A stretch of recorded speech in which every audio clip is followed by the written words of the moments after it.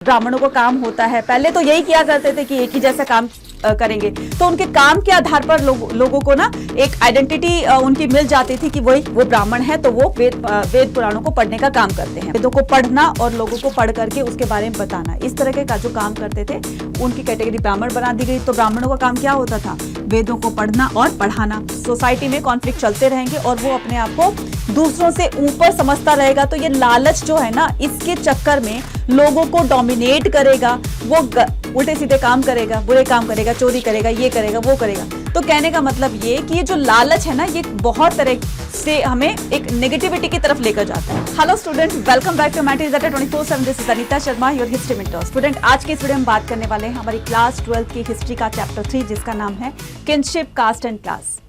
Basically इस chapter में हम पढ़ने वाले हैं महाभारत के बारे में। किनशिप क्या होता है, कास्ट क्या होता है, क्लासेस क्या होते हैं, मतलब फैमिली के ग्रुप्स क्या होते हैं, कौन कौन सी कास्ट होती है।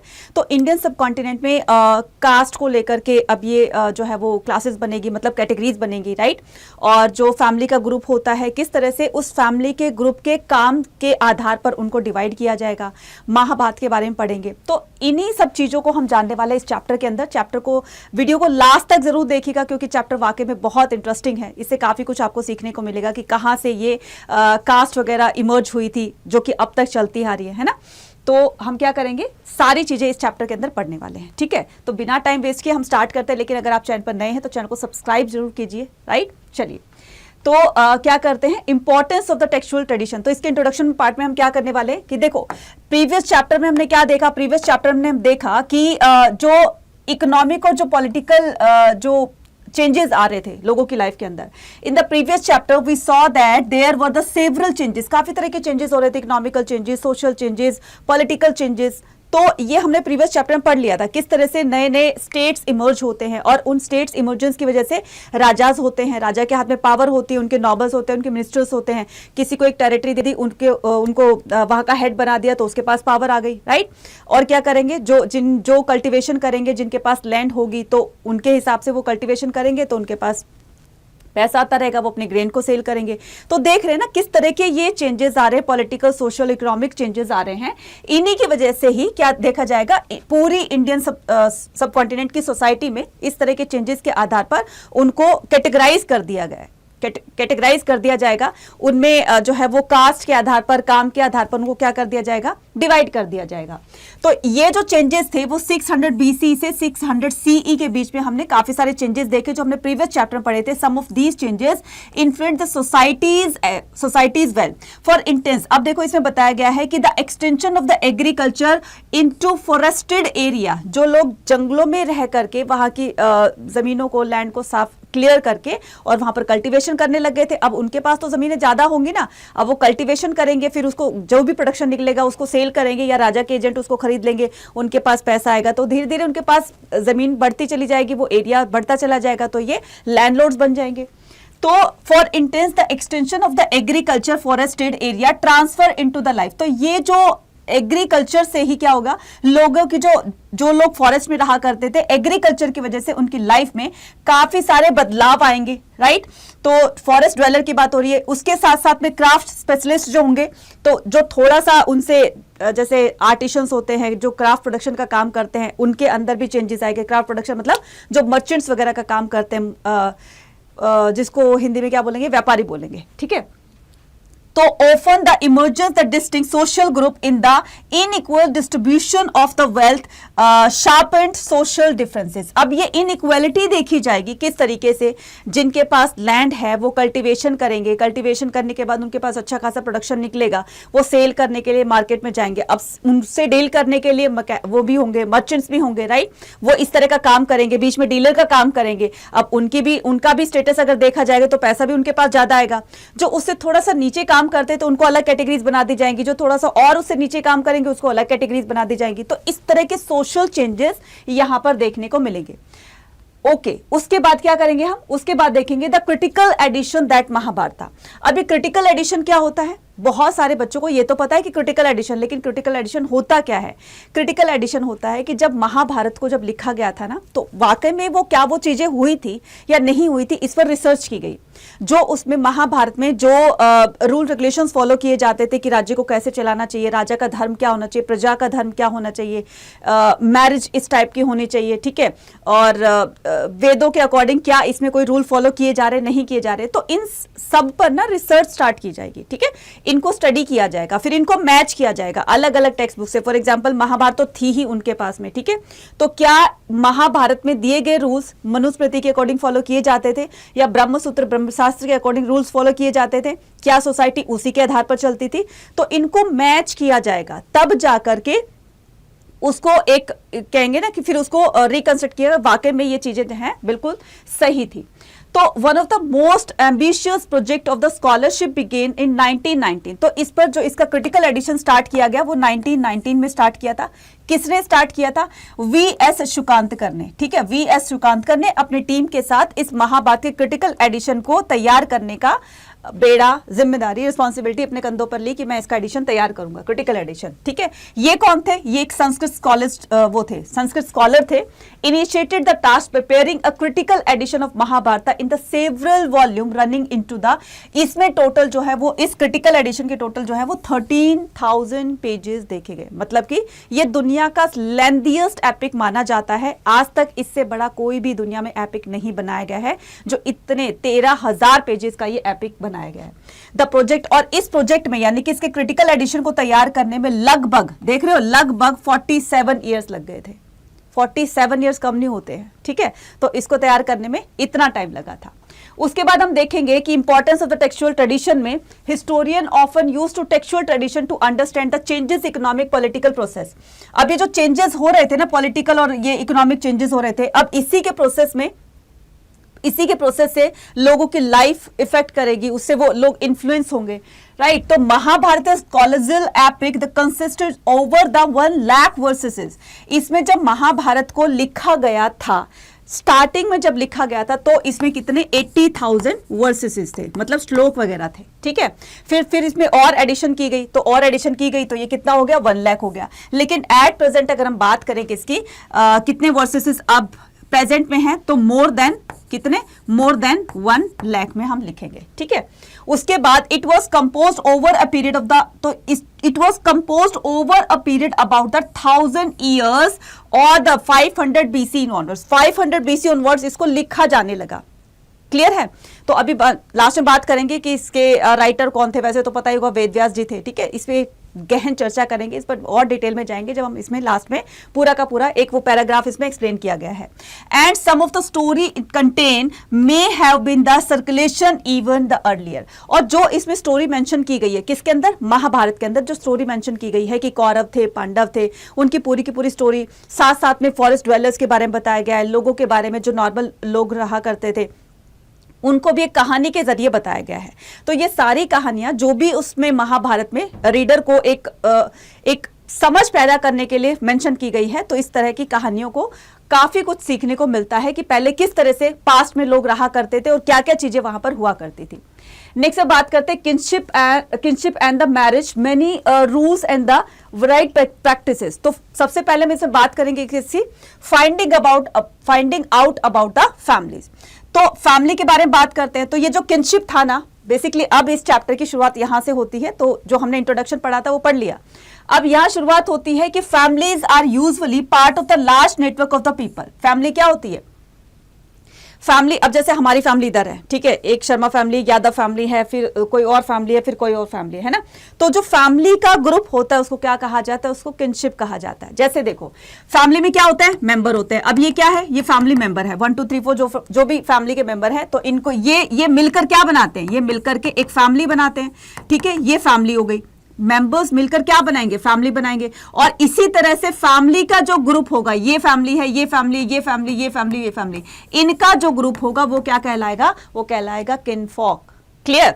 अब जो फैमिली है, ठीक है, हमारी जो मतलब आप ये लगा लो कि कोई भी फैमिली है, शर्मा फैमिली है या कोई भी फैमिली है, अब वो एक ही तरह का काम करेगी। एक ही तरह का मीन्स अब जो ब्राह्मणों का काम होता है, पहले तो यही किया करते थे कि एक ही जैसा काम करेंगे तो उनके काम के आधार पर लोगों को ना एक आइडेंटिटी उनकी मिल जाती थी कि वो ब्राह्मण है, तो वो वेद पुराणों को पढ़ने का काम करते हैं। और जो आर्टिशियंस होंगे, स्कल्पचर्स होंगे, वो ये होंगे, तो उनको अलग कैटेगरी में रखा जाएगा। तो कहने का मतलब group of the member that is called family और group of the family that is called kinship. Clear? Use for themself network of relatives. अब को एक फैमिली यहां रहती है, ठीक है, हमारी फैमिली यहां रहती है, मेरे कजन की फैमिली यहां रहती है, उनकी फैमिली यहां रहती है। अब इनका नेटवर्क जो है, अब जैसे फंक्शन वगैरह में होता है, आप किसी और के घर जाते हो, वो आपके घर आते हैं, तो ये जो नेटवर्किंग हो रही है ना फैमिली की, यही तो क्या कहलाती है, यही तो सोसाइटी बिल्ड करती है ना। यही तो एक कहते हैं ना कि पूरा का पूरा जो वातावरण होता है या पूरा का पूरा आप कह सकते हो एनवायरनमेंट होता है, वो उन्हीं के द्वारा तो बनाया गया होता है। फैमिली के मेंबर होते हैं, फैमिली बनाते हैं। अब जगह जगह पर अलग अलग तरह की फैमिली, मेरी फैमिली है, आपकी फैमिली, आप अपने रिलेटिव से मिलोगे, मैं अपने रिलेटिव से मिलूंगी, तो ये फैमिली का जो नेटवर्क है ना, यही क्या कहलाता है, यही कहलाता है किनफॉक। क्लियर? आई होप आपको समझ में आ गया होगा।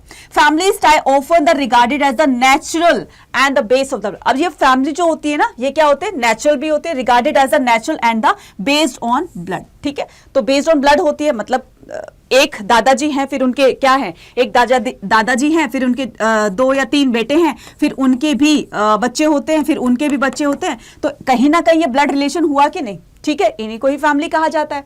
For this intense the some of the society regard cousins being the, तो कहीं कहीं माना जाता है जो कजन होते हैं ना, जैसे आपके कजन्स हो गए, मतलब चचेरे हो गए, ममेरे हो गए, फुफेरे हो गए, बुआ के बच्चे हो गए, मामा के बच्चे हो गए, ये हो गए, तो कहीं कहीं तो हिस्टोरियन मानते हैं कि ये एक ब्लड रिलेशन है, ये क्योंकि एक ही ये फादर की जो है वो संतान चलती आ रही है, तो एक फादर, फिर उनके बेटे, फिर उनके बच्चे, फिर उनके बच्चे, फिर उनके बच्चे, है तो एक ही फैमिली ना। और कहीं ना कहीं उनके जो एंसेस्टर्स होंगे, उनके जो फोरफादर होंगे, वो एक ही होंगे, इसलिए कहीं कहीं तो मानते हैं कि ब्लड रिलेशन में होता है, लेकिन कहीं कहीं मानते हैं कि ये ब्लड रिलेशन में काउंट नहीं होगा, मतलब सिबलिंग्स नहीं माने जाएंगे। सिबलिंग्स का मतलब होता है जिनका हमारे जो खुद के रियल ब्रदर सिस्टर हैं, सिर्फ उन्हीं को ही कंसिडर किया जाएगा कि उनका हमारा ब्लड रिलेशन है। जो हमारे कजन का होगा उनको दूसरी फैमिली का माना जाएगा।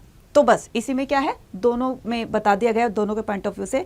अब एक वर्ड आता है the term for the family, तो अब ये फैमिली के पर्सपेक्टिव से अगर हम देखें, the term for the family and the किन क्या होता है, Sanskrit text use the term कुल। अभी जो किन होता है ना, ये क्या होता है, कुल होता है, मतलब वंश होता है। ठीक है भाई, तुम हमारे कुल का नाम रोशन करोगे, तुम्हारे वंश का नाम रोशन करोगे, तो जो कुल होता है ना, ये होता है कि जो उनके जो फोरफादर थे, उनके एंसेस्टर थे, और अभी तक उनकी जो जनरेशन है वो चलती आ रही है, तो वो सारा का सारा क्या हो गया, वो कुल हो गया। मतलब डिफरेंट फैमिली की बात नहीं कर रहे हैं कि एक फैमिली अलग है, वो अलग कास्ट से बिलोंग करती है, तो दूसरी कास्ट अलग कास्ट से बिलोंग करती है, तो वो जो ये दोनों मिलकर के एक वंश नहीं बनाएगी, इन दोनों का वंश अलग अलग होगा, इन दोनों का कुल अलग अलग होगा। तो जो सेम कुल होता है to designate the family and the जनती for the larger network that is called kinfolk. मैंने अभी बताया ना कि फैमिली के ग्रुप को क्या कहेंगे, किनफॉक कहेंगे। द टर्म, ये जो वंश वर्ड आता है और हर बार पूछा जाता है, वंश टर्म का मीनिंग क्या होता है, दैट इज कॉल्ड लाइनेज, मतलब एक तरह से वंश की ही बात कर रहे हैं। ठीक है, नेक्स्ट बात करते हैं आइडियल ऑफ पैट्रिनी। अब ये पैट्रिनी क्या होता है, बहुत सारे बच्चे पैट्रिनी, मैट्रिनी, मैट्रिनिमोनिक्स, इनमें बहुत कंफ्यूजन होते हैं। ठीक है, उन बच्चों को बहुत कंफ्यूजन होती है, लेकिन आपकी ये कंफ्यूजन हम अभी दूर कर देते हैं। तो the Mahabharata is the story about the changing kinship relation, it describe the feud over land at the. अभी महाभारत में किसकी लड़ाई थी, देखो इससे पहले हमने पढ़ा था कि नए नए स्टेट्स का इमर्जेंस हुआ था। ठीक है, नए नए स्टेट्स में नए नए राजा बने थे। अब वो हर राजा की क्या एम्बिशन होती है, हर राजा की इच्छा क्या होती है कि मेरा राज्य मैं बहुत बड़ा कर लूं, आसपास के राज्यों को जीतकर मैं अपना एरिया बहुत बड़ा कर लूं, है ना, अपना राज्य बहुत बड़ा कर लूं और मैं एक उसमें बहुत बड़ा एम्पायर क्रिएट कर दूं, है ना। हर राजा की यही कोशिश होती थी। उसके बाद उनका जो बेटा होता था, उसके बाद वो बेटा बना, या फिर दूसरा राजा अटैक करके उसके राज्य को अटैक करके, और वो क्या करता था, उस पर राजा रूल करने लग जाता था, तो उसका इस तरीके से लैंड एक्सपेंशन हो गया। तो कहने का मतलब ये कि the Mahabharata is the story, ये जो महाभारत है ये एक ऐसी स्टोरी है चेंजिंग द किनशिप रिलेशन, जो कि हम इसमें क्या देखेंगे, चेंजिंग किनशिप रिलेशन। अब ये जो किनशिप था, यानी कि कौरव और पांडव थे तो एक ही कुल के ना, थे तो एक ही फैमिली के, कुरु फैमिली के, लेकिन इनमें स्टोरी में क्या बताया गया है कि दोनों एक दूसरे के जानी दुश्मन थे। अब ये लड़ाई किस चीज की थी, दुश्मनी किस चीज की थी, पावर की थी, लैंड की थी, कि मुझे राजा बनना है। उधर से दुर्योधन कहता था मुझे राजा बनना है, इधर से युधिष्ठिर कहता था मुझे राजा बनना है। तो ये जो लड़ाई थी वो सत्ता की लड़ाई थी, ये जो लड़ाई थी वो लैंड की लड़ाई थी, राज्य की लड़ाई थी। It describe a feud over the land and the power. तो ये जो लड़ाई थी, ये जो बैटल था, किसका था? लैंड पर, लैंड के लिए था और पावर को लेने के लिए था, between the two groups cousins. तो ये जो कजन का ये जो दो अलग अलग ग्रुप थे, कौरव और पांडव, तो ये पूरी की पूरी स्टोरी जो है महाभारत की इन्हीं के चारों तरफ इर्द गिर्द घूमती है। They belong to a single family that is Kuru. तो वो एक सिंगल फैमिली से बिलोंग करते थे जिनका नाम कुरु था, उस फैमिली का नाम कुरु था, उस वंश का नाम क्या था? कुरु था। ठीक है, A lineage dominating one of the महाजनपद। तो ये कुरु क्या है? महाजनपद। याद करो, हमने 16 महाजनपद पढ़े थे इससे पहले वाले चैप्टर में। ठीक है, उन 16 महाजनपद में से एक जनपद था, एक महाजनपद था, कौन? कुरु था। और यही दो जो कजन्स थे, कौरव और पांडव, ये कुरु फैमिली के ही थे, कुरु महाजनपद के ही थे। The central story of Mahabharata reinforce that the idea of the patriliny was valuable under the. तो ये जो पैतृनी वाला सिस्टम है, ये महाभारत में उसको बहुत वैल्यू दी जाती थी। क्यों वैल्यू दी जाती थी? अभी हमने क्या कहा? लैंड और पावर की लड़ाई थी। अब लैंड और पावर कौन लड़ेगा? इसके लिए बेटा लड़ेगा। राजा के बाद उसका बेटा ही राजा बनेगा, बेटी राजा नहीं बनेगी, या उसकी वाइफ राजा रानी, मतलब वो एक तरह से पूरी पावर उसके हाथ में नहीं आएगी, या उसकी सिस्टर के हाथ में नहीं आएगी। तो ये जो बेटों की लड़ाई थी फादर के बाद में, यही क्या करेंगे? राज सिंहासन को लेने के लिए आपस में लड़ने लगेंगे। ठीक है, the story of the Mahabharata reinforced that the idea of the patriliny was valuable under the patriliny. इस पैतृनी सिस्टम के अकॉर्डिंग क्या माना जाता है कि only son could claim the resource of the father. Father की जो भी प्रॉपर्टी होती है, फादर का राज सिंहासन हो गया, फादर का राज्य हो गया, फादर की प्रॉपर्टी हो गई, फादर के एक्सवाइजेड कुछ भी है, तो उनकी डेथ के बाद उसके बेटे का ही सब कुछ हो जाएगा। ठीक है, तो ये क्या कहलाता है? पैतृनी कहलाता है। Under this patriliny son could claim the resources including the throne, जिसमें कि राज सिंहासन भी आ गया, in the caste of the king. ठीक है, अब किंग के पर्सपेक्टिव से अगर बोले कि किसी के फादर किंग है, तो उसके बाद उसका बेटा ही राजा बनेगा और उसका राज सिंहासन है अपने बेटे का ही होगा। Of the fathers when and later the died. जब जैसे फादर की डेथ हो जाती है तो उसके बेटे को उसका राज सिंहासन मिल जाएगा। तो ये सिस्टम क्या कहलाता है?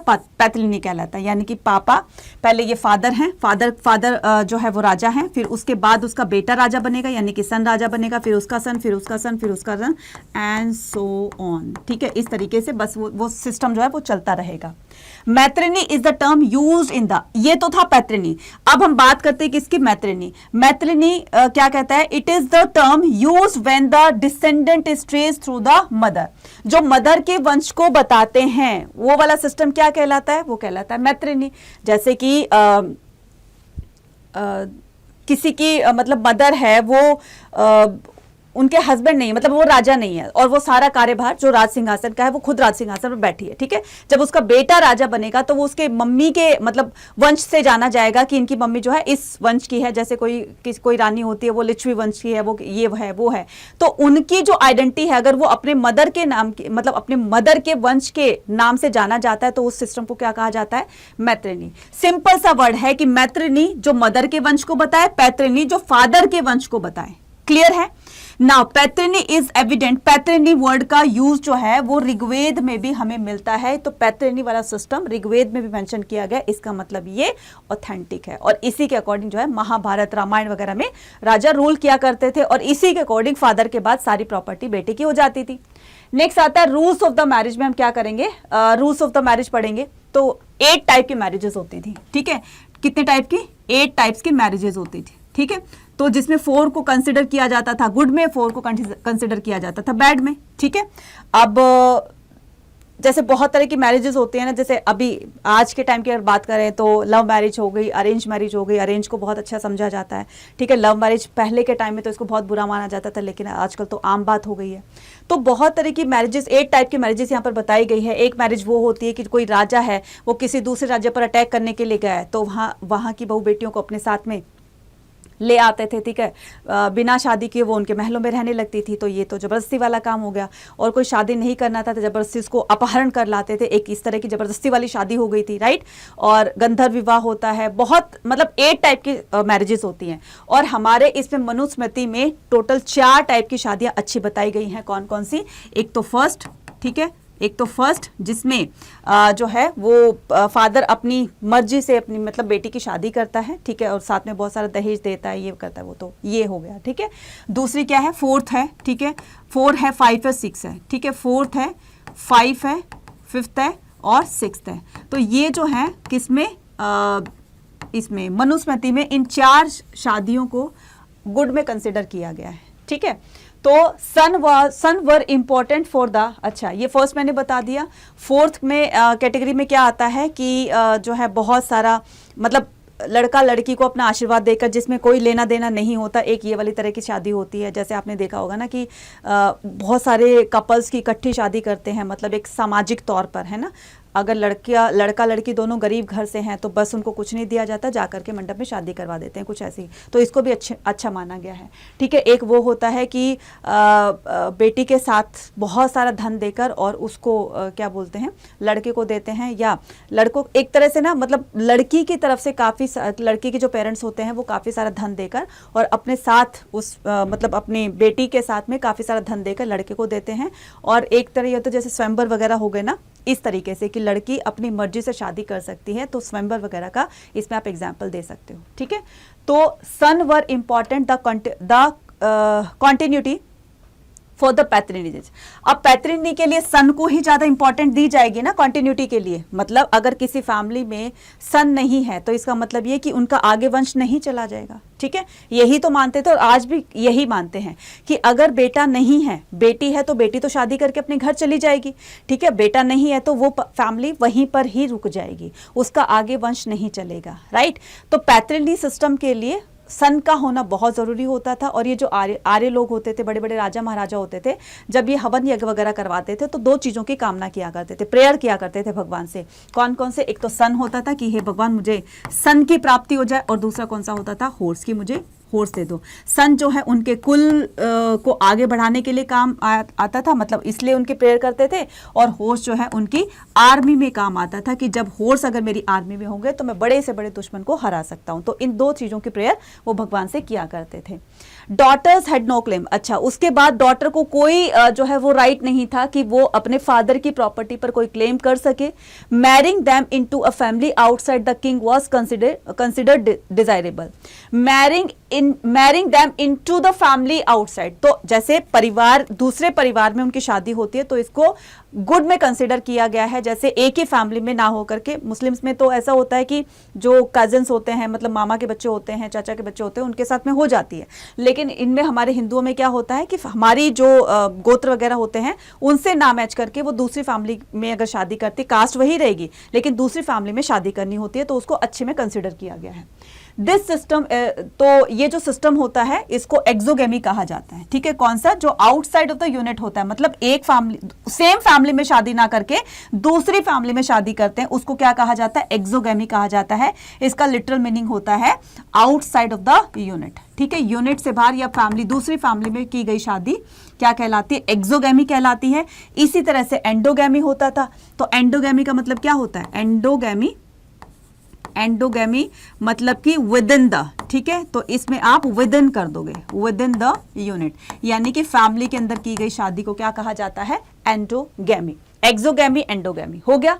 Girls and women who belong the high status, जो कि रॉयल फैमिली से बिलोंग करती थी, जो रिच फैमिली से बिलोंग करती थी, उनको राइट होता था कि वो अपनी मर्जी से, जब उनकी एज हो जाती थी तो वो अपनी मर्जी से अपना जो है वो क्या बोलते हैं, वर्ड ढूंढा करती थी। मतलब जैसे पापा ने क्या किया, बड़े बड़े राजा होते थे तो स्वयंवर रचा दिया करते थे कि मेरी बेटी को जो पसंद आ गया वो उसके गले में वरमाला डाल देगी। या फिर राजा की तरफ से कोई टास्क रखा जाता था कि जो इस टास्क को कंप्लीट कर देगा उससे मैं अपनी बेटी की शादी कर दूंगा, इस तरीके से, ठीक है। तो ये सबके ऊपर एप्लीकेबल नहीं था, सिर्फ जो हाई स्टेटस से बिलोंग करती थी लड़कियां उन्हीं के ऊपर ही ये एप्लीकेबल होता था।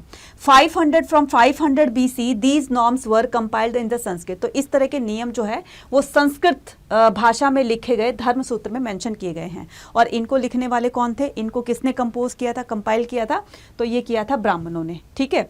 तो किसने इसको लिखा था, तो ब्राह्मणों ने ही इसको कंपाइल किया था। सो धर्मसूत्र और द धर्मशास्त्र दोनों एक ही नाम है, अलग अलग नहीं है। धर्मसूत्र, सूत्र का क्या मतलब होता है, सूत्र का मतलब होता है बच्चे फॉर्मूला, फॉर्मूला का मतलब नियम, मतलब रूल, ठीक है। और ये रूल सारे जो हैं वो धर्मसूत्र और धर्मशास्त्र में ब्राह्मणों ने लिखे थे, most of the important of such works as the Manusmriti was compiled. Manusmriti को कब, देखो धर्मसूत्र धर्मशास्त्र को कब कंपाइल किया गया, तो ये किया गया था 500 BCE में। और अगर बात करें मनुस्मृति की तो वो 200 BCE टू 200 CE के बीच में मनुस्मृति को लिखा गया था, और इसी के अकॉर्डिंग ही रूल्स जो है वो फॉलो किए जाते थे। अब करते हैं गोत्र ऑफ द वुमेन। ये बहुत इंपॉर्टेंट है, यहाँ से बहुत क्वेश्चन आते हैं, 1 मार्क करके, 2 मार्क करके, या फिर इसमें पूरा एक्सप्लेन करने के लिए भी आ जाता है। ठीक है, from the 1000 BC onwards people specially Brahmanas, तो अगर हम बात करें 1000 BCE से ब्राह्मणों का, स्पेशली ब्राह्मणों ने क्या किया था, were classify in the terms of the gotra. तो इन ब्राह्मणों ने गोत्र पर बहुत ज्यादा एक इंपॉर्टेंस दी थी, बहुत ज्यादा फोकस करते थे ये ब्राह्मण गोत्र पे। अब बात ये आती है कि गोत्र क्या होते हैं, गोत्र क्या होते हैं, गोत्र ईच गोत्र वॉज नेम्ड आफ्टर द वैदिक सीर। अब ये जो गोत्र होते हैं ना, ये एक वैदिक सीर होता है, मतलब कि पुराने टाइम में, मतलब एंशिएंट टाइम में कोई ऋषि मुनि होता था, उन्हीं के नाम पर ही उनका पूरा का पूरा वंश चलता आता है। जैसे महर्षि विश्वामित्र थे, अब किसी का गोत्र विश्वामित्र हो गया, ठीक है, जो, या फिर कश्यप, महर्षि कश्यप थे, अब उनके नाम से ही गोत्र चलता आ रहा है, महर्षि कश्यप। ठीक है, तो इस तरीके से जो वैदिक सीर होते थे, जो ऋषि मुनि होते थे, उन्हीं के नाम से ही ये गोत्र का प्रचलन या गोत्र का सिस्टम जो है वो चलता आ रहा है, और आज भी चलता आ रहा है। आज भी जब आप देखोगे, मतलब आप सुनते हो अपनी फैमिली वगैरह में कि जब भी भैया दीदी वगैरह की जब शादी होती है, ठीक है, तो वहां पर ना गोत्र वगैरह को मैच किए जाते हैं, गोत्र पर बात की जाती है, उनका गोत्र क्या है, उनका गोत्र क्या है। तो अगर लड़का लड़की का सेम गोत्र है, ठीक है, तो माना जाता है कि वो दोनों बहन भाई है। क्यों? क्योंकि वो एक ही ऋषि मुनि, जो एक ही उनके फादर होंगे, एंसेस्टर होंगे, वो कभी ना कभी एक ही होंगे, राइट। तो इसलिए वो दोनों बहन भाई बन जाते, तो उनकी शादी नहीं होती। ठीक है, हाँ, ये है कि जब गोत्र मैच नहीं होते तब उनकी शादी कर दी जाती है। ठीक है, तो ये गोत्र का पूरा क्या हो गया, सिस्टम हो गया। और दूसरा सिस्टम क्या कहलाता है, देखो 2 रूल्स थे गोत्र के अकॉर्डिंग। एक तो वो होता था कि विमेन को शादी के दौरान अपने फादर का गोत्र गिव अप करना होता है और अपने हस्बैंड का गोत्र अडॉप्ट करना होता है, तो एक तो ये रूल था। ठीक है, दूसरा रूल ब्राह्मणों ने क्या बताया कि सेम गोत्र में शादी नहीं हो सकती है। तो ये 2 रूल हमेशा याद रखना बहुत इंपॉर्टेंट है, और ये हमेशा एग्जाम में पूछा जाता है। ठीक है, next question, importance of the mother. Mother की क्या इंपॉर्टेंस थी? Satavahana ruler were identified through the matronymics. अब ये वर्ड हमने एक्सोगैमी, हमें एंडोगैमी, एक्सोगैमी, ठीक है, ये जो हमने शादी के टाइप्स पढ़े, ठीक है, मैरिजेस के टाइप पढ़े, उसके अलावा हमने पढ़े आपका पैतृनी हो गया, मैथिलिनी हो गया। तो इसके अलावा आपको 2 चीज मैं और बताती हूँ। ठीक है, 2 चीज मैं और बताती हूँ टाइप ऑफ मैरिजेस में। एक तो था आपका पॉलीएंड्री, ठीक है, एक तो क्या था, इसी में बता देती हूँ मैं। तो 2 टाइप्स की जो मैरिजेस थी ना, तो इसमें क्या था, हाँ, एक तो था आपका क्या, पॉलीएंड्री और पॉलीगैमी। ठीक है, मैं यहीं पर बता देती हूँ, पॉलीगैमी और पॉलीएंड्री दोनों में क्या होता है, डिफरेंस क्या होता है। तो इनमें डिफरेंस सबसे बड़ा ये होता है, एक होता है पॉलीगैमी। ठीक है, पॉलीगैमी का मतलब होता है 1 हस्बैंड होता है और उसकी सेवरल्स वाइफ होती हैं। ठीक है, ठीक है, तो सेवरल वाइफ्स होती हैं। तो कहने का मतलब एक हस्बैंड होगा और उसकी जो 1 से अधिक पत्नियां होंगी, दैट इज कॉल्ड। ठीक है, एक होता है आपका पॉलीएंड्री। ठीक है, पॉलीएंड्री, पॉलीएंड्री का मतलब होता है 1 वाइफ, ठीक है, और उसके सेवरल क्या होंगे, हस्बैंड्स होंगे। समझ में आ गया? इसका हम एग्जाम्पल दे सकते हैं, जैसे राजा दशरथ। ठीक है, राजा दशरथ दे सकते हैं, और इसका एग्जाम्पल दे सकते हैं हम द्रौपदी। ठीक है,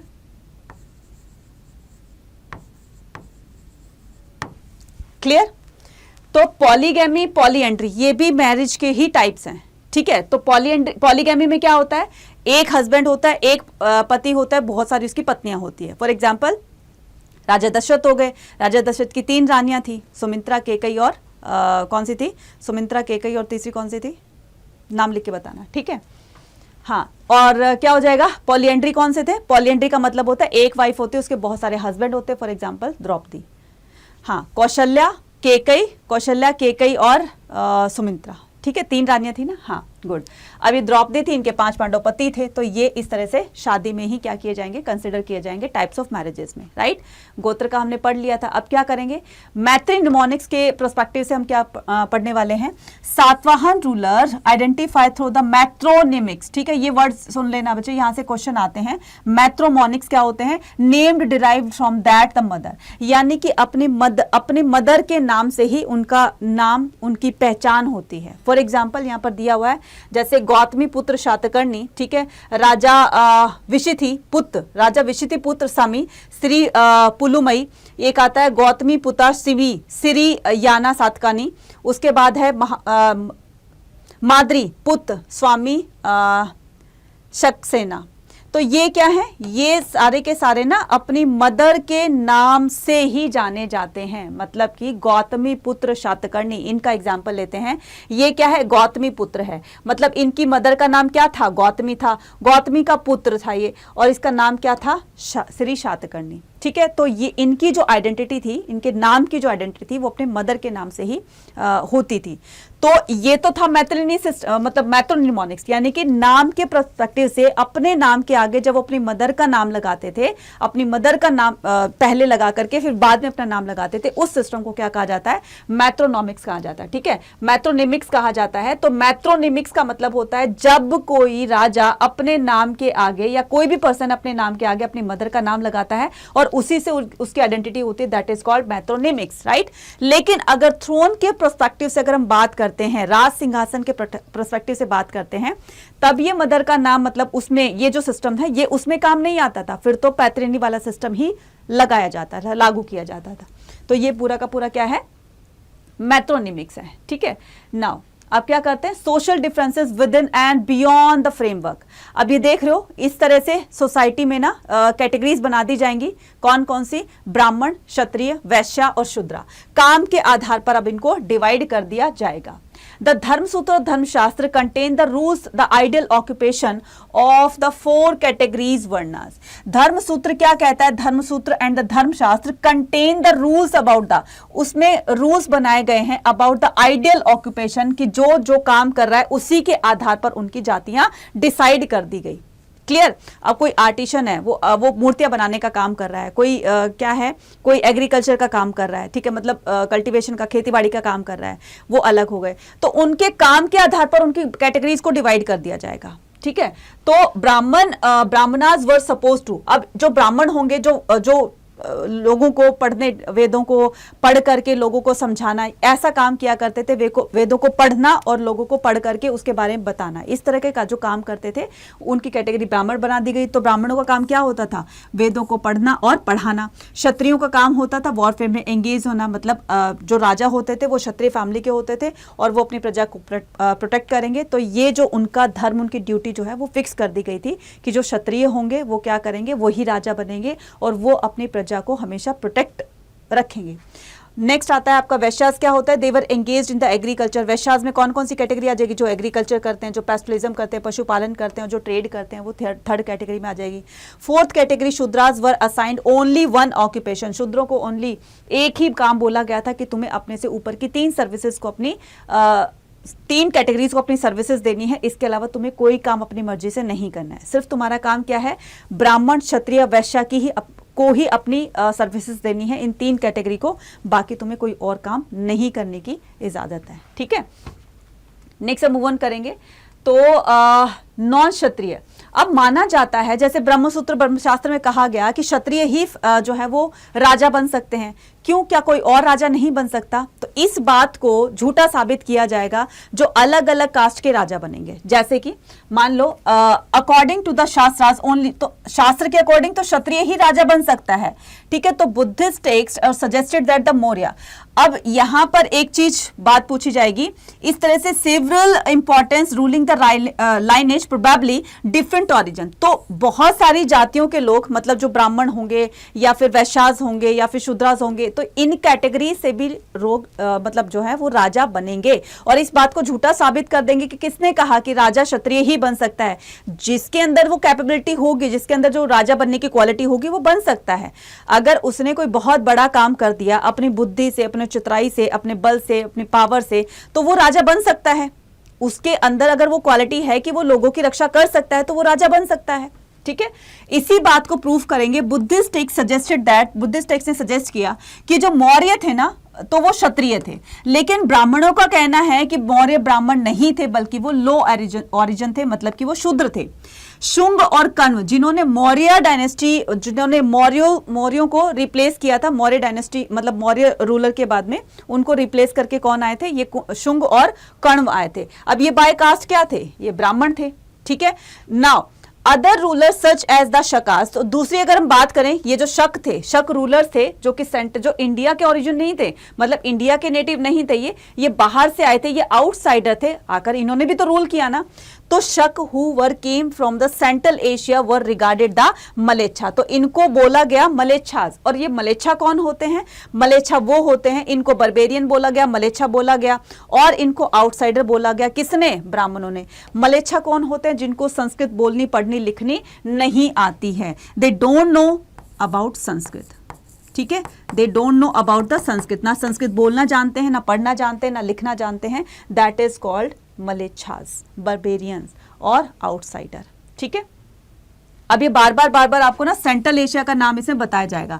सेंट्रल एशिया किसको कहा जाता है, फॉर एग्जांपल ये हमारा क्या है, ये हमारा ठीक है इंडिया है। ठीक है, तो इंडिया में आपने ये जो पार्ट देखोगे ना, ये जो गुजरात वाला पार्ट देखोगे, ठीक है, इससे इधर वाली साइड में जितने भी स्थान वाली कंट्री है ना, जितनी भी स्थान वाली कंट्री है, फॉर एग्जांपल अफगानिस्तान हो गया, किर्गिस्तान हो गया, तजाकिस्तान हो गया, जितनी भी स्थान वाली कंट्री है, अफगानिस्तान, पाकिस्तान, ये सारी की सारी सेंट्रल एशिया में मानी जाती हैं। ठीक है, इन्हीं को ही सेंट्रल एशिया कहा जाता है।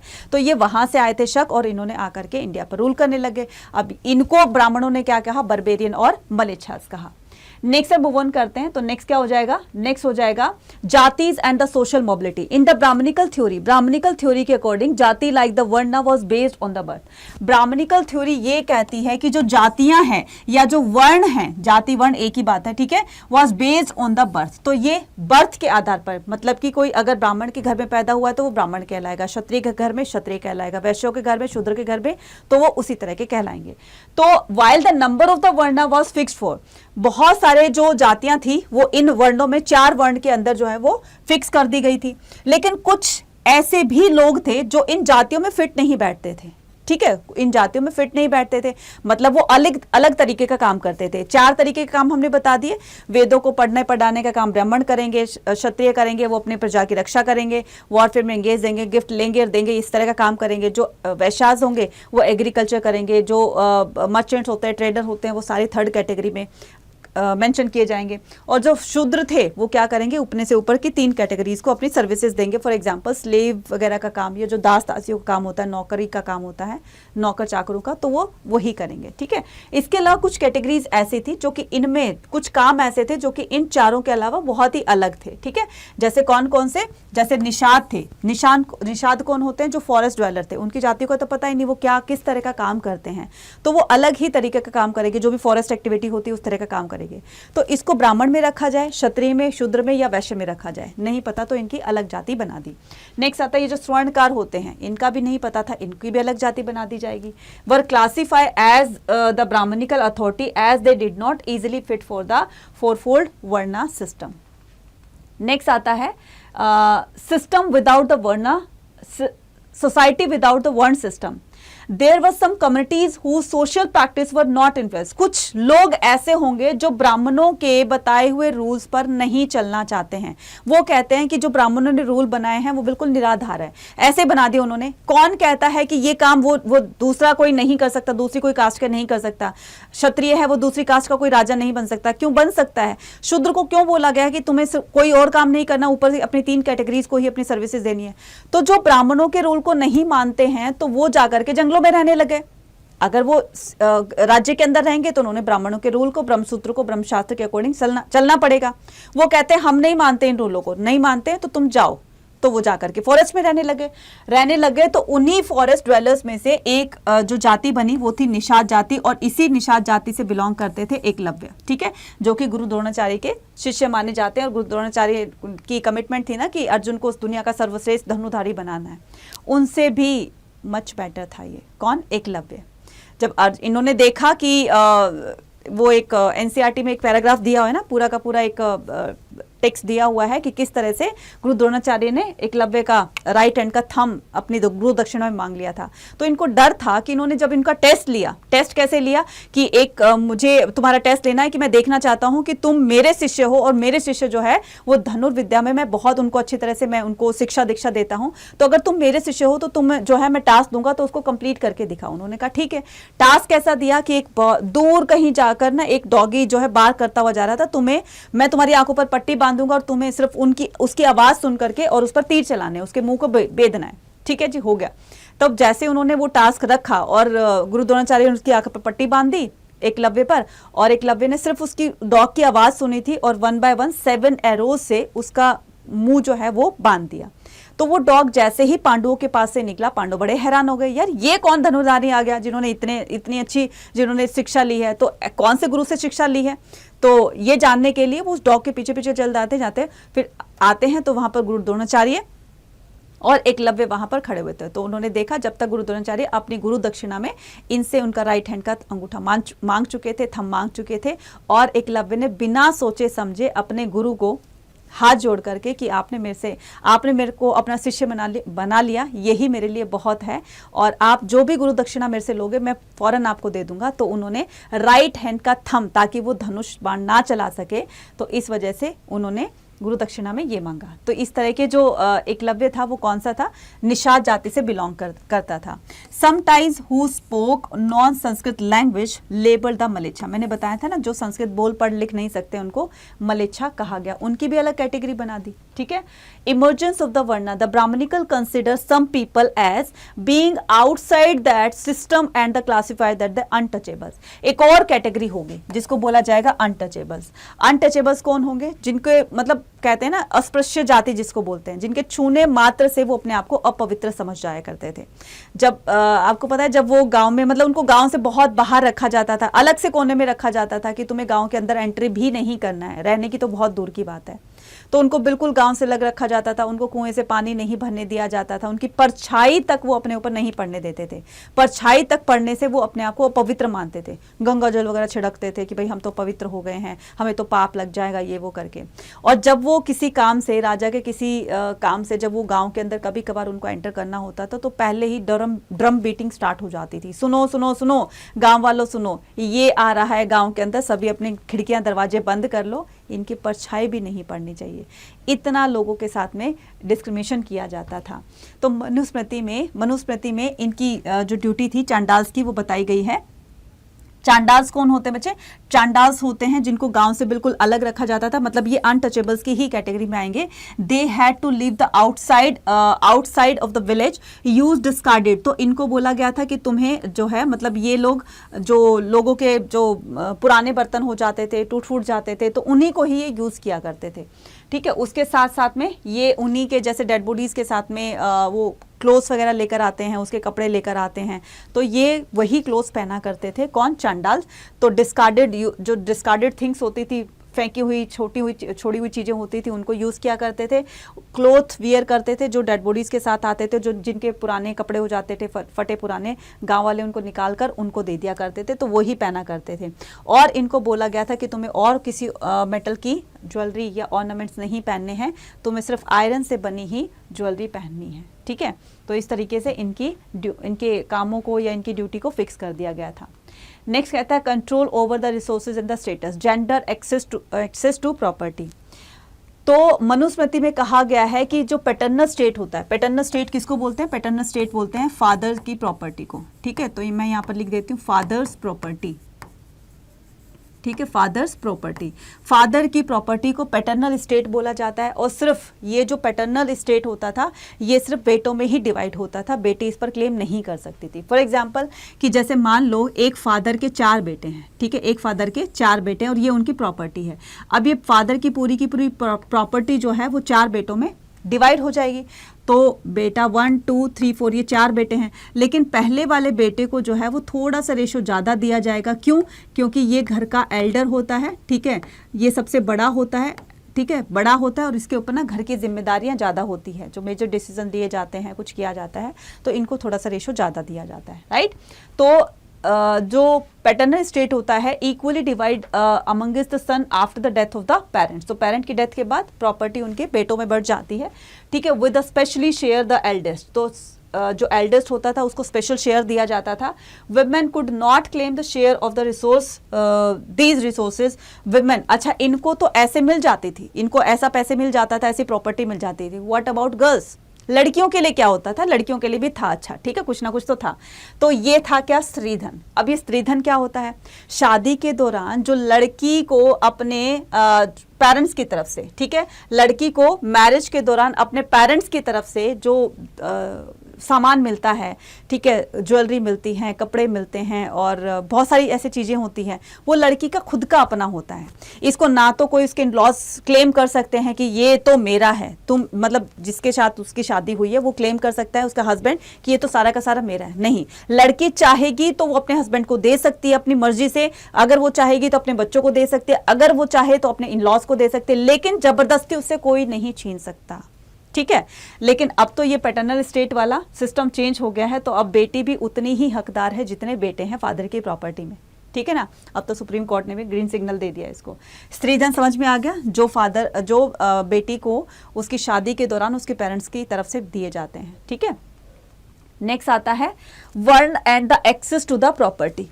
According to the Brahmanical text, another the criterion apart from the gender, तो gender के अलावा for regulating access to wealth was varna, ठीक है।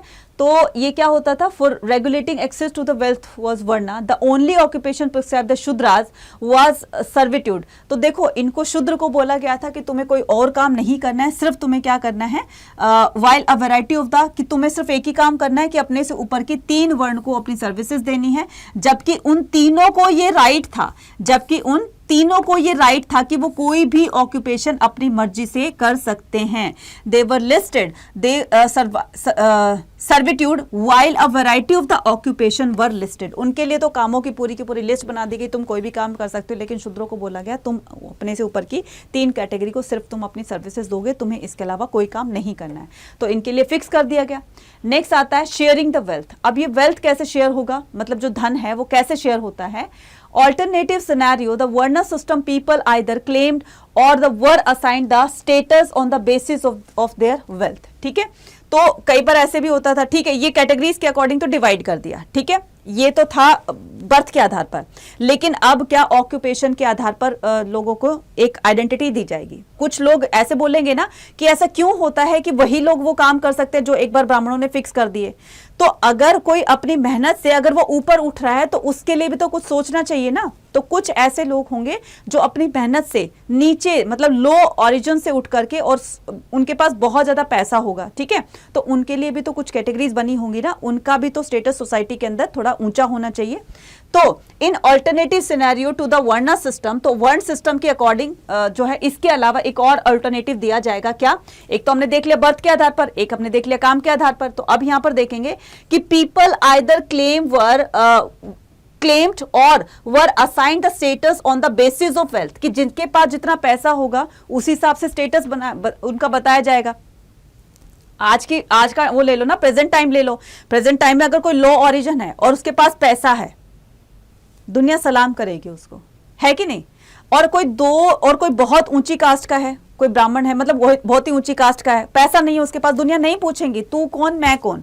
और जिसके पास पैसा होगा, चाहे वो लो ओरिजिन का है, चाहे वो छोटी कास्ट का है, उसको जरा सी स्नीज आएगी, जरा सा कफ होगा, खांसी जुकाम होगा, जरा ओ भाई तू, तेरे को क्या हो गया, तू बीमार हो गया, चल मैं तेरे को डॉक्टर के पास ले चलता हूँ, तूने मेरे को बताया क्यों नहीं? यार एक फोन कर देता, मैं आ जाता अपनी गाड़ी लेकर के, तुम्हें मैं डॉक्टर के ले जाता। अरे, और एक वो है कि जिसके पास पैसा नहीं है लेकिन वो बायकास्ट बहुत ऊंचा है, ठीक है, और चाहे भगवान ना करे उसको कोई चोट लगी है, अगर वो सड़क पर गिरा पड़ा है, लोग नहीं उठाएंगे उसको, पैसा नहीं है भाई उसके पास में, उसके फिजिकल अपीयरेंस को देखकर लगता है कि वो गरीब है, साइड में कर देंगे उसको, नहीं जानते। अगर कोई उसको गिर रहा है, अगर वो मर रहा है तो रहने दो, हमें क्या मतलब, रियलिटी है आज की, ठीक है।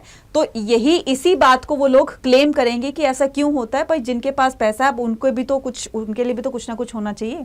These were other situation where man who were generous were respected, while those who were miserly or the simply accumulated wealth for themselves were disliked। मैंने यही कहा ना कि जिनके पास कास्ट ऊंची है लेकिन पैसा नहीं है, लोग उसको डिसलाइक करेंगे। जिसके पास जो लो ओरिजिन है उनके पास पैसा है तो लोग उसको लाइक करेंगे। यही इसमें बताया गया है।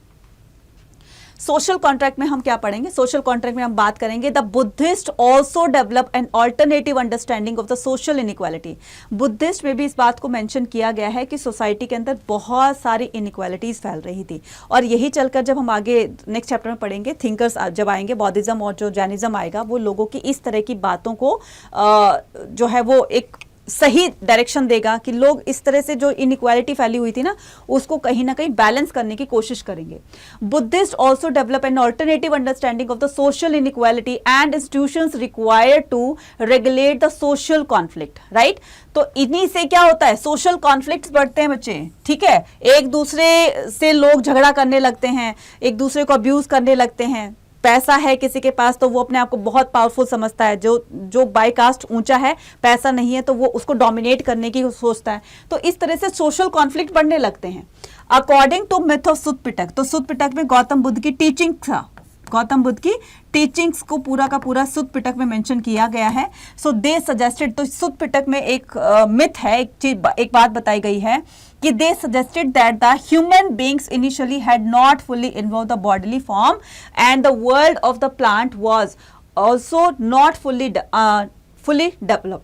मतलब बताया गया है इसमें कि इंसान कितना लालची होता है। जब इंसान के पास कुछ नहीं था तब वो बहुत सेटिस्फाई था, फिर वो ये सोचता था कि यार मेरे पास तो ये आ जाए मैं बहुत सुखी हो जाऊंगा, फिर वो चीज भी आ जाती है, फिर सोचता है नहीं यार ये चीज और होनी चाहिए, फिर वो कहते हैं ना कि दिल मांगे मोर, उसके पास वो चीज आती रहती है। इस तरह से बौद्धिज्म में बताया कि इंसान इस तरह से वो ग्रीडी बनता चला गया, और इंसान के अंदर जब तक ये लालच रहेगा ना तब तक वो जो है वो सोसाइटी में कॉन्फ्लिक्ट चलते रहेंगे और वो अपने आप को दूसरों से ऊपर समझता रहेगा। तो ये लालच जो है ना इसके चक्कर में लोगों को डोमिनेट करेगा, वो उल्टे सीधे काम करेगा, बुरे काम करेगा, चोरी करेगा, ये करेगा, वो करेगा। तो कहने का मतलब ये कि ये जो लालच है ना ये बहुत तरह से हमें एक नेगेटिविटी की तरफ लेकर जाता है, ठीक है। तो human beings lived a state of the peace, तो अगर ह्यूमन को वाकई में अगर पीसफुली रहना है ना तो इन सब चीजों से दूर रहना पड़ेगा। और यही तो कोर पॉइंट था बौद्धिज्म का कि जब तक तुम इस मोह माया में बंधे रहोगे ना तुम्हें ना तो मोक्ष की प्राप्ति हो सकती हो, ना ही तुम खुद से सेटिस्फाई हो सकते हो। तो अगर तुम्हें खुद से सेटिस्फाई होना है, मोक्ष तो चलो किसने देखा किसने नहीं देखा, खुद से अगर तुम सुखी रहना चाहते हो, अगर तुम अपने जीवन में खुशहाली देखना चाहते हो, तो उसके लिए पहले अपने अंदर से इस लालच को खत्म करो, इस मोह माया को खत्म करो, तब जाकर के जितनी रिक्वायरमेंट हो ना। देखो ये नहीं कह रहे कि तुम सब कुछ छोड़ करके, उन्होंने ये नहीं कहा कि सब तुम छोड़ छाड़ के तुम जंगलों की तरफ निकल जाओ और तुम जो है वो सन्यासी बन जाओ, ये नहीं कह रहे। वो कहना ये चाहते हैं कि जितना इंसान को रिक्वायर्ड है, जितनी जरूरत है उसको, वही चीज बस उसके पास रहे। और जब बौद्धिज्म में जो रूल्स वगैरह बनाए जाते थे ना संघ में रहने के, ये सिर्फ उतनी ही चीजें लेते थे जो कि इनके जीने के लिए जरूरी होती है। क्या करना ज्यादा का, ठीक है। तो ये सारी चीजें बताई गई हैं। अब क्या करेंगे, नेक्स्ट मूव ऑन करते हैं, लैंग्वेज एंड द कंटेंट। तो the version of the Mahabharata in Sanskrit, although अब ये handling the test historian and the Mahabharata. अब हम आते हैं किसके ऊपर, महाभारत के ऊपर। तो लैंग्वेज और द कंटेंट, तो अब हम इसमें कौन कौन से लैंग्वेज में इसको लिखा गया, क्या क्या कंटेंट लिखे गए, वो सारी बातें इसमें पढ़ेंगे। The version of the Mahabharata is in Sanskrit, जो सबसे पहले महाभारत लिखी गई थी वो संस्कृत में लिखी गई थी, we know that, right. So although that वो the version of the other language as well, ऐसा नहीं था कि सिर्फ संस्कृत तक ही सीमित थी, ये बहुत सारी लैंग्वेजेस में इसको ट्रांसलेट किया गया। इवन आज तक भी महाभारत का ट्रांसलेशन चलता ही जा रहा है। दुनिया की लगभग लैंग्वेज में, मैंने क्या कहा, मैक्सिमम टू मैक्सिमम लैंग्वेज में इस महाभारत की ट्रांसलेशन हो चुकी है और आज भी जारी है। ये इतना लोगों को ये एपिक इतना पसंद आता है। तो historian usually classify the content of the present text under the two broad category. तो इसकी दो ब्रॉड कैटेगरी बनाई गई, ठीक है। मतलब इसको दो तरीके से समझाएगा। एक तो ये कि जब इसको लिखा गया था ना तो उसको दो तरीके से लिखा गया था। तो वो दो आइडियाज कौन कौन से बताए, these were section that the contain of the story. तो एक सेक्शन में बताया गया कि पूरी की पूरी स्टोरी बताई गई है, ठीक है। स्टोरीज के माध्यम से रीडर को बताया गया है। देखो स्टोरी जब हम सुनते हैं या जब पढ़ते हैं, समझते हैं, लास्ट में मॉरल दिया होता है, आपने 7th 8th में जो कहते हैं ना कि स्टोरी राइटिंग के लिए आपको एक पैराग्राफ आएगा, आपको एक स्टोरी लिखनी है और नीचे जब हम उसका मॉरल लिखते थे कि मॉरल ऑफ द स्टोरी ये होता है, तो कहानियों के जरिए रीडर को कुछ ना कुछ मॉरल वैल्यूज बताई जाती हैं, ठीक है। तो एक पार्ट तो वो था जिसमें स्टोरीज लिखी गई थी, डेस्टिनेशन एज द नरेटिव, ठीक है। तो वो नरेटिव जो लिखना चाहता था, जो स्टोरी के माध्यम से रीडर को बताना चाहता था, and the section that contain the prescriptions about the social norms designated as the deductive. अभी डिडक्टिव क्या होता है बच्चे? डिडक्टिव होता है कि आपको जो चीज लिखनी है ना उसको इंस्ट्रक्शंस के साथ में लिखो। जैसे कि मान लो जब ये महाभारत लिखी गई तो आपको ना पूरी तरीके से ध्यान में रखना होगा कि कौन सी चीज किसके बाद लिखनी है। तो ये जो इंस्ट्रक्शंस दी जाती हैं किसी चीज को लिखने का या किसी चीज को आप काम करने जा रहे हो, तो उसके लिए पहले प्लान करना पड़ता है और उसी प्लान के अकॉर्डिंग आपको चलना होता है। तो ये क्या हो जाते हैं? ये डिडक्टिव हो जाते हैं, ठीक है। क्लियर? कहने का मतलब इसका देखो, एक तो स्टोरी के माध्यम से बताया गया है कि कौरव पांडवों की लड़ाई हुई थी, ऐसे हुई थी, वैसे हुई थी, वैसे हुई थी। एक होता है डायलॉग्स के थ्रू, डायलॉग्स के थ्रू मतलब प्रॉपर तरीके से उसको लिखा गया, उसको क्या कहेंगे? ये दूसरा तरीका था जिसको डिडक्टिव कहेंगे। समझ में आ गई बात अब? ठीक है, चलिए नेक्स्ट मूव ऑन करते हैं। हैंडलिंग द टेक्स्ट में ऑथर्स एंड द डेट, कब लिखा गया इस महाभारत को, किसने लिखा महाभारत को, ये क्वेश्चन बनता है। Original story of Mahabharata was probably, probably का मतलब क्या होता है? शायद, ठीक है। प्रोबेबली का मतलब क्या होता है? शायद होता है। कंपोज बाय, शायद की बात हो रही है, compose by the charioteer. Charioteer कौन होता है? रथकार होता है, रथ को चलाने वाला होता है charioteer. Bard, charioteer bard known as the suta who generally accompanied the kshatriya warrior. देखो इनडायरेक्टली बोला गया किसको? श्री कृष्ण जी को। कहता है कि शायद ये महाभारत उसने लिखी थी जो रथकार था। कौन था सारथी? श्री कृष्ण जी थे ना अर्जुन के, और वो कौन थे? उनको सुत कहा जाता था। और ये कौन थे? क्षत्रिय फैमिली से बिलोंग करते थे। हमें पता है कि जो श्री कृष्ण थे वो राजा थे, क्षत्रिय फैमिली से बिलोंग करते थे और वो रथकार भी थे। तो इनडायरेक्टली ये श्री कृष्ण जी के बारे में बोला गया है। तो वे देन द अदर, तो उन्होंने सारी चीजें अपनी आंखों से देखी। जब आंखों से देखी तभी उन्होंने किसी को बताया होगा या खुद इसको लिखा होगा या लिखवाया होगा। शायद की बात बोल रहे हैं इस पे, ठीक है। तो वो हो सकता है कि सारी चीजें जिसने देखी उसी को ही सारी चीजें पता होगी तो उसने लिखवाई। नेक्स्ट कहता है then the emergence of the chief ones such as the Kuru and the Panchala. फिर ये रिस्पॉन्सिबिलिटी जो थी ये कुरु एंड द पांचाल ब्राह्मण टुक ओवर द।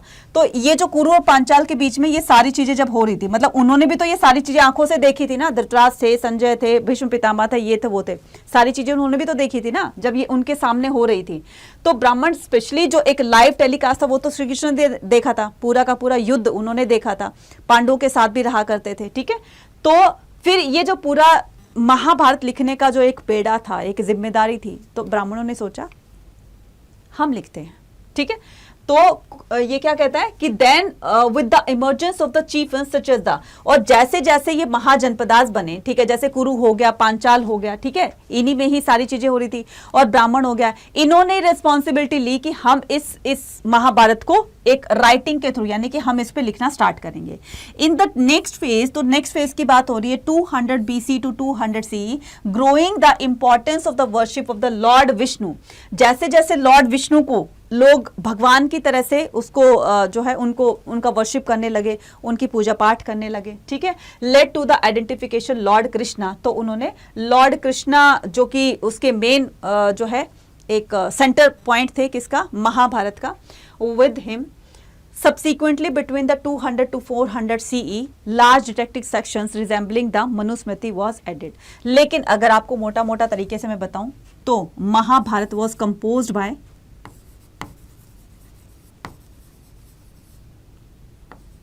ठीक है, Mahabharat was composed by,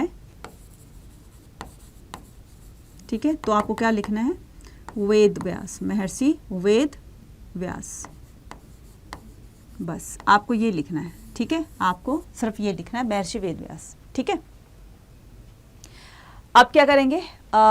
search for the convergence. The Mahabharata like any major epic contain the vivid descriptions of the battle. तो महाभारत में ना सिर्फ कौरव पांडवों की लड़ाई के बारे में बताया गया, बल्कि इसमें काफी चीजों के बारे में वर्णन किया गया है। जैसे कि मान लो डिस्क्रिप्शन में क्या क्या बताया गया, बैटल्स के साथ साथ में फॉरेस्ट के बारे में भी लिखा गया, प्लेसेस एंड द सेटलमेंट्स के बारे में लिखा गया, लोग कैसे घरों में रहते थे, ठीक है, कौन कौन सी जगह पर थी, वहां पर कौन कौन सी जगहों में कैसे कैसे लोग कैसे कैसे घरों में रहा करते थे, सारी चीजों को महाभारत में बताया गया है। ठीक है, उसके बाद 1951-52 में बीबी लाल ने, ठीक है, बीबी लाल कौन थे, ये एक आर्कियोलॉजिस्ट थे जो एक्सकवेशंस का काम किया करते थे। उन्होंने जो पास्ट में जो एक्चुअल में जो महाभारत के टाइम पर जो लोग जैसे घरों में रहा करते थे, वो चीज़ तो खैर डिस्ट्रॉय हो चुकी थी क्योंकि बहुत साल पुरानी थी, तो वो चीज़ तो ख़त्म हो चुकी थी। उसके बाद जो सेकंड फेज आता है, सेकंड फेज में जो लोग घर बना करके रहते हैं, तो उस सिचुएशन में इनको बोला गया, बीबी लाल को, मतलब बीबी लाल ने 1951-52 में इस तरह की जो है एक्सकवेशंस के दौरान में, और हस्तिनापुर का इनको पता चला। और हस्तिनापुर कहाँ पर है, मेरठ डिस्ट्रिक्ट में है, ठीक है, और ये कहाँ पर, यूपी में, ठीक है। और लाल फाउंड, जो बीबी लाल थे, इन्होंने जो है इनको एक ऐसा एविडेंस मिलता है of fine occupation level, but he discovered only the second, मैंने कहा ना सेकंड और थर्ड फेसेस के ही इनको घर, मॉन्यूमेंट्स, बिल्डिंग जो भी थी वहां पर वो मिलते हैं, पहले के डिस्ट्रॉय हो चुके थे, लेकिन इनको सेकंड और थर्ड फेसेस के कुछ एविडेंसेस मिलते हैं। इनके बिहाफ पर कहा जा सकता है कि लोग ऐसे ऐसे घरों में रहते थे और वहां पर सोसाइटी इस तरीके से गवर्न की जाती थी। क्लियर। नेक्स्ट, इसको एक डायनामिक टेक्स्ट क्यों कहा जाता है, ये आपके बोर्ड पॉइंट ऑफ व्यू से बहुत ज्यादा इंपॉर्टेंट है, हर बार पूछा जाता है। इसको एक डायनामिक टेक्स्ट इसलिए कहा जाता है, the Mahabharata can consider as a dynamic text, it is being written over a time of a span of time and the growth of the Mahabharata did not stop with the Sanskrit version. ना सिर्फ ये Sanskrit version था, खत्म, बस ये last ना सिर्फ ये संस्कृत वर्जन था, बल्कि ये अलग अलग भाषाओं में इसको कन्वर्ट किया गया, ट्रांसलेट किया गया, और आज तक भी इसकी ट्रांसलेशन चलती आ रही है। ठीक है, नेक्स्ट ये क्या है, अब हो गया हमारा चैप्टर खत्म। ठीक है, अब हम क्या करेंगे, नेक्स्ट चैप्टर पढ़ेंगे, और तब तक के लिए क्या करते हैं, आपसे लेते हैं विदा, मिलते हैं नेक्स्ट वीडियो में। Till then take care, bye bye. Channel को सब्सक्राइब जरूर कीजिएगा।